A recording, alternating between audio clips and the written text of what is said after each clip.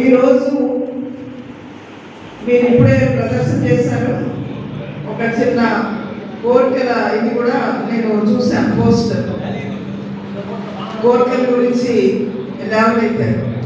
అది పెన్షన్కి సంబంధించిన సమస్య కానివ్వండి, ఎన్పిఎస్ యూపీఎస్ కాదు, పాత పెన్షన్ పునరుద్ధరించాలనే డిమాండ్, అట్లాగే 8th పే కమిషన్ దానికి సంబంధించిన వేతనాలు, ఇతర సౌకర్యాలు, దానికి సంబంధించిన డిమాండ్స్, అట్లాగే 10 గంటలు, రైల్వేలో పెద్ద సంఖ్యలో వేకెన్సీస్. ఈరోజు పార్లమెంట్లో చెప్పిన దాని ప్రకారమే, మంత్రి గారు ఇచ్చిన సమాధానం ప్రకారమే 3 లక్షలకి పైగా రైల్వేలో వేకెన్సీస్ ఉన్నాయి. ఒకప్పుడు 14 లక్షలకు పైగా, 15-16 లక్షల వరకు ఉన్న రైల్వే ఉద్యోగుల సంఖ్య, పర్మనెంట్ ఉద్యోగుల సంఖ్య అలా తగ్గుతూ ఏంటంటే ఈరోజు 12 లక్షల వరకు పడిపోయింది. అదే సమయంలో కాంట్రాక్ట్ వర్కర్స్ సంఖ్య పెరిగింది. కాంట్రాక్ట్ ఉద్యోగులు అనేక పనులు ఈరోజు ట్రాక్ మెయింటెనెన్స్ దగ్గర నుంచి కానీ, సిగ్నలింగ్ దగ్గర నుంచి కానీ, ఇతర అనేక పనులు, ముఖ్యమైన సేఫ్టీ రిలేటెడ్ పనులు కూడా కాంట్రాక్ట్ వర్కర్స్ చేత చేయిస్తున్నారు. ఒకవైపున రైల్వే ఉద్యోగుల మీద పరిపాలన విపరీతంగా పెరిగింది. ఇంకోవైపు ఏంటంటే అదే పని కాంట్రాక్ట్ వర్కర్స్ చేత చేయించి కొన్ని పనులు అవుట్సోర్సింగ్ ఇచ్చి ఆ రకంగా ఏంటంటే అతి తక్కువ వేతనాలతో ఏ రకమైన జాబ్ సెక్యూరిటీ కానీ, ఇతర బెనిఫిట్స్ కానీ లేకుండా అనేక లక్షల మంది చేత రైల్వే కూడా పనిచేయించుంది. అలాగే దాంతో పాటు ఈరోజు సేఫ్టీ రైల్వేలో ఇటీవల కాలంలో చాలా యాక్సిడెంట్స్, పెద్ద యాక్సిడెంట్స్ మనం చూస్తున్నాం. ఆల్సూర్ దగ్గర జరిగింది కానీ, అదే విజయనగరం దగ్గర జరిగింది కానీ, అనేక ఇతర చోట్ల జరిగిన దీంట్లో కానీ అనేక మంది ఉద్యోగులు చనిపోతున్నారు, లోకో పైలట్స్ చనిపోతున్నారు, అలాగే ప్రజలు కూడా చనిపోతున్నారు. కానీ రైల్వేలో సేఫ్టీ తగిన చర్యలు తీసుకోవడం మీద రైల్వే నెగ్లెక్ట్ చేస్తుంది. అలాగే దానికి సంబంధించిన కేటాయించిన డబ్బులు కూడా ఏంటంటే ఖర్చు పెట్టట్లేదు. అది సిఐజీనే పాయింట్అవుట్ చేసింది. కేటాయించిన డబ్బులు నిధులు కూడా ఏంటంటే ప్రభుత్వం ఖర్చు పెట్టట్లేదు. ఖర్చు పెట్టకపోగా భద్రతకి సంబంధించిన పనులు, అది రకరకాల ట్రావెలింగ్ కోసం, లేకపోతే క్రాకరీ కొనడం కోసం, లేదా ఇట్లాంటి వాటి కోసం ఖర్చు పెడుతుంది తప్పితే దీనికోసం ఖర్చు పెట్టట్లేదు అని చెప్పేసి సిఐజీ పాయింట్అవుట్ చేస్తుంది. కాబట్టి ఇట్లాంటి అనేక సమస్యలు ఉన్నాయి రైల్వే ఉద్యోగులు. కానీ ఈ పాయింట్ ఏంటంటే మనం ఇక్కడ చేయాల్సింది రైల్వే సంఘాలు, రైల్వేలో గుర్తింపు పొందిన సంఘాలు మీ అందరికీ తెలుసు. ఈరోజు ఒకటి కాంగ్రెస్కి అనుబంధంగా ఉన్న సంస్థ NFIR, ఇంకోటి HMSకి, సెంట్రల్ ట్రేడ్ యూనియన్ HMSకి అనుబంధంగా ఉన్న సంస్థ AIR. ఈ రెండు కూడా ఏంటంటే రైల్వే ఉద్యోగుల సమస్యల మీద నికరంగా పోరాటం కానీ, రైల్వే ఉద్యోగులందరినీ సమీకరించి వాటిని లాభానికి కట్టే ప్రయత్నం చేయడం కానీ చేయడం లేదు. దీంతో పాటు ప్రైవేటీకరణ అనేది ఈరోజు పెద్ద సమస్య. ఒకటి ప్రైవేటీకరణ, ప్రభుత్వం అనేక సంవత్సరాలుగా ఈ సరళీకృత ఆర్థిక విధానాలు అని చెప్పి మనం ఏదైతే మన దేశంలో అమలు చేస్తున్నారో అప్పటి నుంచి కూడా రైల్వేని ప్రైవేటీకరణ చేయాలి అని చెప్పేసి ప్రయత్నం చేస్తుంది.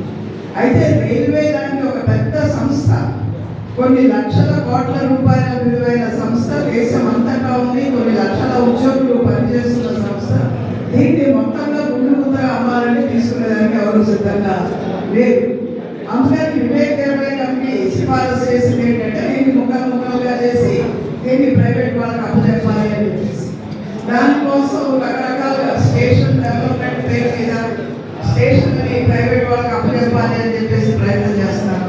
అట్లాగే ప్రైవేట్ ట్రైన్స్ నడపాలి అని చెప్పేసి ప్రయత్నం చేస్తున్నారు. అంతకుముందే క్యాటరింగ్ ఇలాంటి అనేక సర్వీసెస్ ఏంటంటే ప్రైవేట్ వాళ్ళు చేసేదానికి IRCTC పెట్టారు. అక్కడ దాన్ని ప్రైవేట్ వాళ్ళకి అప్పచెప్పేదానికి ప్రయత్నం చేస్తున్నారు.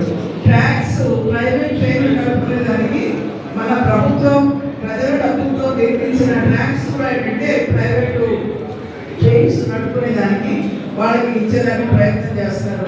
కాబట్టి ఇలాగా మొత్తం నేషనల్ మోడర్నైజేషన్ పైప్ లైన్, అంతకుముందు నేషనల్ మోడర్నైజేషన్ పైప్ లైన్ 1 అనేది వచ్చింది, ఇప్పుడు మళ్ళీ నేషనల్ మోడర్నైజేషన్ పైప్ లైన్ 2 అనేది పెట్టారు. దీంట్లో ఏంటంటే ప్రభుత్వ ఆస్తుల్ని, అంటే ప్రభుత్వ రంగ సంస్థల ఆస్తుల్ని ప్రైవేట్ వాళ్ళకి ఇచ్చి వాళ్ళు దాన్ని ఉపయోగించుకుని డబ్బులు సంపాదించి ఎంతో కొంత ప్రభుత్వానికి అందిస్తారు. అంటే ప్రజల డబ్బుతో నిర్మించే రైల్వేలో ముఖ్యమైన భాగం. ప్రభుత్వం ప్రజల డబ్బుతో నిర్మించిన railway tracks, railway stations, railway stadiums, railway colonies ఇవన్నీ కూడా ప్రైవేట్ వాళ్ళకి అప్పచెప్పిస్తే వాళ్ళు దాన్ని ఉపయోగించుకుంటారు. దాన్ని ఇస్తానికి యూజర్ ఛార్జెస్ వసూలు చేస్తారు. ఆ వసూలు అయిన దాంట్లో ఏంటంటే కొంత డబ్బు ప్రభుత్వానికి ఇస్తారు. అది లీజులు తీసుకుని 35 ఏళ్ళు 30 ఇంకా పైన అంటే అనేక దశాబ్దాల పాటు వాళ్ళ చేతుల్లో ఉన్న తర్వాత మళ్ళీ దాన్ని రెన్యూ చేసుకోవచ్చు. ఒక రకంగా చెప్పాలంటే మొత్తం ప్రజల ఆస్తులన్నింటినీ కూడా అంటే ప్రైవేట్ వాళ్ళకి పర్మనెంట్గా అప్పచెప్పడానికి నేషనల్ మోడర్నైజేషన్ పైప్ లైన్ అనేది ఒక మార్గం. అది రైల్వే సైడ్లో ఒక ముఖ్యమైనది. హైవేస్, అట్లాగే మన పోర్టు, అట్లాగే మన ఎలక్ట్రిసిటీ డిస్ట్రిబ్యూషన్, ఇలాంటి అనేక రంగాలు కూడా అన్నింటినీ కూడా నా ప్రభుత్వ రంగ సంస్థలు ఎక్కడెక్కడైతే వాళ్ళ దగ్గర ఉండే భూమిని కానీ వాళ్ళ దగ్గర ఉండే ఆస్తి కానీ ఇవన్నీ కూడా ప్రైవేట్ వాళ్ళకి అప్పచెప్పేదానికి ప్రభుత్వం ఈ నేషనల్ మోడర్నైజేషన్ పైప్ లైన్ ఈ గుర్తింపు పొందిన సంఘాలు ఈ విధానాన్ని ఎక్కడ వ్యతిరేకించినా ఇదేమి లేదు. ప్రైవేటైజేషన్ వ్యతిరేకించి ఒక పోరాటాన్ని నిర్మించడానికి ప్రయత్నం చేయలేదు. అట్లాగే నేషనల్ మోడర్నైజేషన్ పైప్ లైన్ గట్టిగా వ్యతిరేకించడానికి లేదు. అట్లాగే మీ అందరికీ తెలుసు అనేక సందర్భాల్లో ఈవెన్ సమ్మె చేయాలి అనేది రైల్వే ఉద్యోగులు అత్యధిక శాతం 30% మంది సమ్మెకి సమస్యల మీద వెళ్ళాలి అన్నప్పుడు కూడా సమ్మెకు వెళ్ళకుండా దాన్ని వెనక్కి చేసిన పరిస్థితి ఉంది. అంటే ఒక విధంగా చెప్పాలంటే ఈ ప్రభుత్వానికి ఒక బంధువుగా దీనిగా తయారయ్యి రైల్వే ఉద్యోగుల ప్రయోజనాన్ని తాకట్టు పెట్టే యూనియన్స్గా ఈరోజు ఈ సంఘాలు ఉన్నాయి.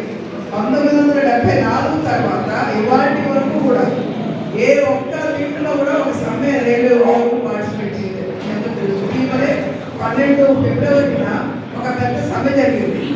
ఏంటి ప్రధానమైన డిమాండ్స్? అందరికీ కనీస వేతనాలు కావాలి అనేది. అది ఒక ఎప్పటి నుంచో అన్ని ట్రేడ్ యూనియన్స్ కలిపి లేవబోతున్నాయి. 26,000 కనీస వేతనాలు అదొకటి. రైల్వే ఉద్యోగులు పర్మనెంట్ ఉద్యోగులకి 26,000 కనీస వేతనం అట్లా కాకపోవచ్చు. కానీ మిగిలినవన్నీ ఏంటంటే ప్రైవేటైజేషన్ వ్యతిరేకంగా ముఖ్యంగా ఈ పెన్షన్ అట్లాగే ఇట్లాంటి సమస్యలను అందరికీ సేఫ్టీ వీటన్నిటి గురించి ఏంటంటే అన్ని కార్మిక సంఘాలు ఈఎంఎస్ మినహా మిగిలిన అన్ని కేంద్ర కార్మిక సంఘాలు కలిసి ఆందోళన చేసిన సందర్భంగా ఈ 2 సంఘాలు మాత్రం వాటిలో భాగస్వాములు కాలేదు. ఇప్పటి వరకు కూడా ఒక సభ కూడా చేయలేదు. కాబట్టి ఇలాంటి పరిస్థితుల్లో రైల్వే ఉద్యోగుల ప్రయోజనాన్ని కాపాడడం కోసం చర్యలు తీసుకోవడం అనేది మనం చూస్తున్నాం. కాబట్టి ఇట్లా సిగ్నల్ వాడి ట్రాక్ అని ఎవరినో ఒకరిని దోషులుగా చేసి అసలు కారణం ఏంటి అంటే అసలు ప్రభుత్వం దీనికోసం తగిన నిధులు ఖర్చు పెట్టకపోవడం. కాబట్టి ఈ వేకెన్సీస్ అనేవి పెరుగుతుంది, ఇంకా బాగా పనిచేస్తాయి. కానీ వీటికి ఎక్కడా కూడా ప్రపంచంలో దానికి ఆధారం అనేది ఏమి లేదు. ప్రపంచంలో కొన్ని చోట్ల ఆర్జెంటీనా కానీ లేదంటే బ్రిటన్ కానీ ఇలా అనేక దేశాల్లో ఈ ఎక్స్పెరిమెంట్ చేశారు. కానీ చేసిన తర్వాత వాళ్ళు గమనించింది ఏంటంటే ప్రైవేట్ పరం చేసిన తర్వాత యాక్సిడెంట్స్ సంఖ్య పెరిగింది, పంక్చువాలిటీ అనేది లేకుండా పోయింది. పెద్ద క్యావిటీ సిచ్యువేషన్.